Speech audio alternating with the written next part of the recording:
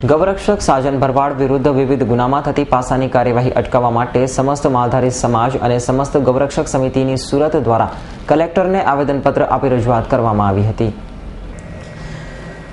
ગૌરક્ષકોએ જણાવ્યું હતું કે સાજન ભરવાડને ટાર્ગેટ બનાવવામાં આવી રહ્યા છે અને વિવિધ ગુનાઓ અંતર્ગત તેના વિરુદ્ધ પાસાના કાયદા હેઠળ કાર્યવાહી કરવામાં આવી રહી છે।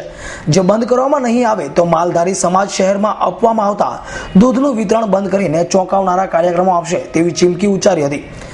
ગૌરક્ષકોએ આક્ષેપ કર્યો હતો કે ગૌવંશને બચાવવાના લોકોને વિવિધ કાયદાની આંટીઘૂંટીમાં ફસાવી દઈને કાર્યવાહી કરવામાં આવે છે।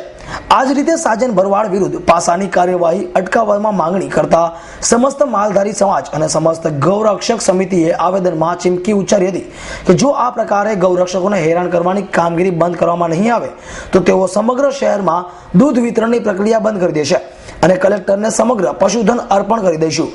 આ સિવાય ગૌવંશનું કતલ બંધ કરવામાં પણ આવેદનપત્ર જણાવ્યું છે।